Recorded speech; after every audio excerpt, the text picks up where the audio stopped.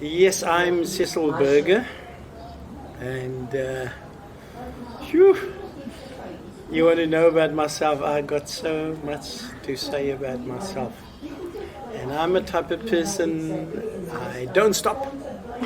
I know. Don't stop. I can approve. I don't stop. What keeps me going is when I keep myself going.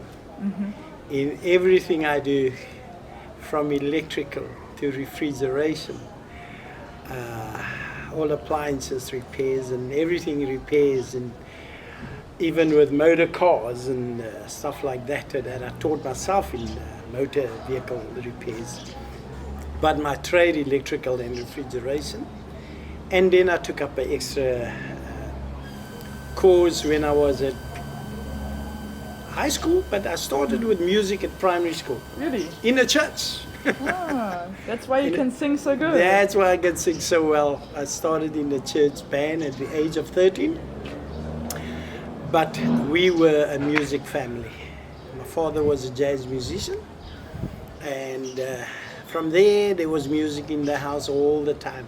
But we were 5 kids, but we were all in the band together. And so yes, for years I've been being involved big time with music events, big events, from Michael Jackson at the Greenpoint Stadium, sound engineering, Whitney Houston, Tina Turner at the Newlands Cricket Ground, George Benson, Al Jarreau, all those big boys used to come to the old Greenpoint Stadium. I was involved with the sound and the sound engineering, and today I can say I'm very proud, especially with the Michael Jackson concert.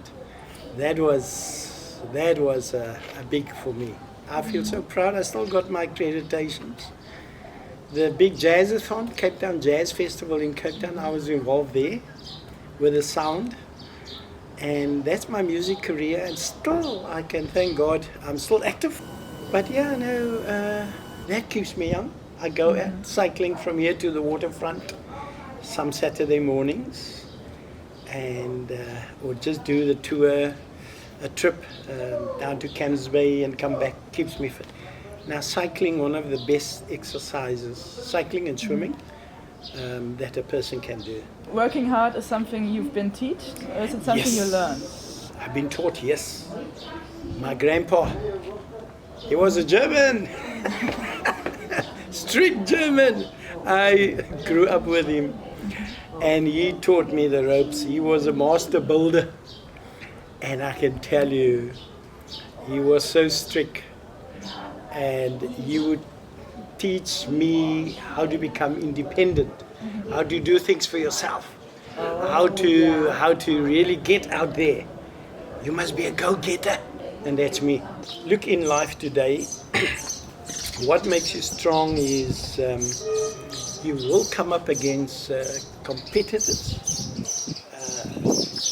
people that are jealous, that don't want you to go forward.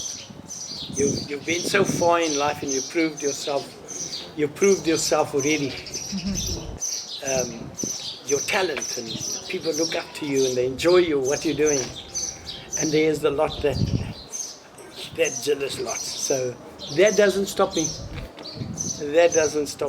We as musicians, we just don't know when it's going to be our last song on the stage. And I hope my last song on the stage, will be so effective by when I do my last song, that the lyrics of the song will be out there for people to know me by that lyrics, and to say that I truly lived up to that. Did you think of any song which would suit this?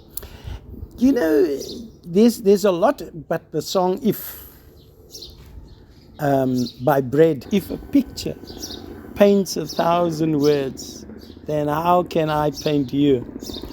Yeah, that is potent. Now, just that song speaks volumes.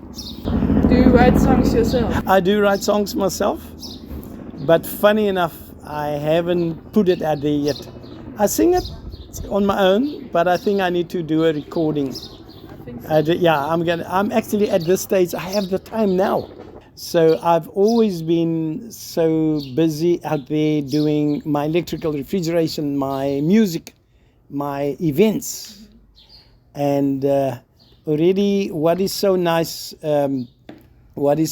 is when you hear the birds chirping. Wow, listen to that. It's music. It's music. I'm sitting here doing this interview and I heard this bird chirping, chirping, chirping. That's his song. So that alone, that's why I chose the outside garden, because I know there's going to be music with the birds. So I sing with the birds. Would you say music helped you? Oh man, music is food for my soul. That's the only way I can explain. Music is food for my soul. And Cape Town, the jazz capital. I mean, people love jazz here. They love music. Big time. You can go from here to the waterfront, down to the wine route, all over. There's musicians. And when you see a musician busking in the waterfront, give him, please, pay him. That's his only income. Throw it in his hat, in his guitar box, or whatever. I can just thank God that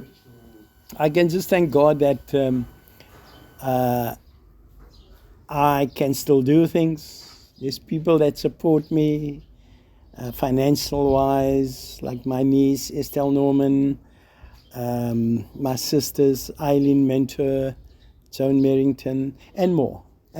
Is family important to you? Very important. Very important. I mean, family. Shoo. Family can make you and break you. I'm talking about your sisters, brothers and sisters. That's another story for another day. But I'm talking about my own children.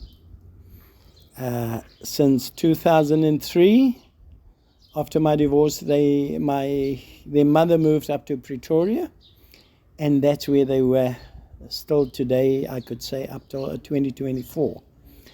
My daughter is 28, and all these years since they moved up 2003, 2005, as a father, not a sperm donor, a father, I drove up 3 times a year with my car to Pretoria, doing 1,500 kilometers. Me alone, no co-driver, to go spend time with my daughters. And I can say truly, I am blessed. And being a father, and there my eldest daughter, who's 33, immigrated a year and a half ago to New Zealand with my 2 grandchildren, and they're having an awesome time. And I've never been to New Zealand. Hopefully one day, God willing, I will go and visit them. And I already told them, my 2 grandchildren, so I taught them music-wise, they so well. The boy's a drummer and he sings, and the younger girl who's 12, the boy's 14, the girl who's 12, keyboard player, and she sings, Dante. And when I was a year and a half up Gauteng, 2021 to 2022, we just did music. So I'm waiting. Music is running in the family. It runs in the family. And I'm waiting for them to come to South Africa so I can put a band together. I told them already 2 days ago, I'm going to put them a band together, and they're going to perform for our seniors at Noah. So I'm looking forward to that. Why did you come to Noah, living in a shared house, in a shared room? Let me explain to you the history. I didn't know anything about Noah. May 1st, 2021, I moved up lock, stock and barrel to my daughter's farm, up Gauteng, big farm. I lived there for a year and 2 months with my children and grandchildren. I had a great time on the farm. I still miss it. Horses, cycling. Every day with my grandchildren, we went cycling. It's still in the family. Doing everything. Running on the farm with the animals. And then I said, no, I miss Cape Town. And this lady told me, Cecil, you know what? Your expertise and your... what do you have? Your talent. Noah needs somebody like you. Who's Noah? I thought she's talking about Noah and the ark. And she said, no, I know Noah so well. Being that was started by a Catholic organization, a great Catholic woman, Margaret Dobson. And I said, all right, let me Google. And I Googled and I thought, oh, okay, all right, okay. I wasn't really interested. I decided for a year I want to live in my van, traveling around Capetown, which I did.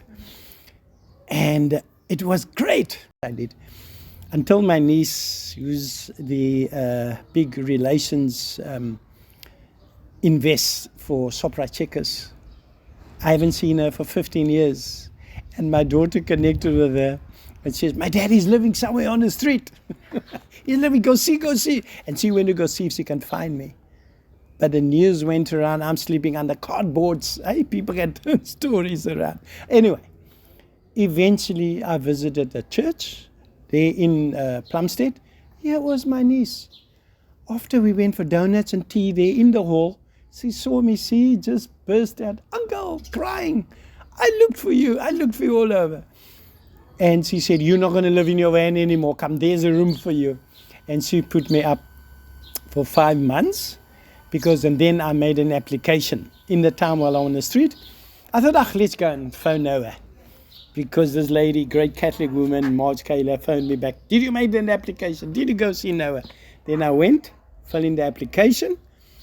Even when they called me to say, come in, we've got a spot for you, I just thought, no, man, it's not for me. And I kept them waiting, like a month or two. And they called me back. Are you still interested? And I went. And I'm so glad that I went. And when I got here, I got a different picture. My. Okay. That is being me giving back to our seniors, Noah, and that's where I get my blessing from. Yeah, how are you going to react? So always make sure that all things, good or bad, always make sure. There's always a reason for everything in life today. Always make sure that it turned out positive. If it turns out negative, then you know you're up against a storm.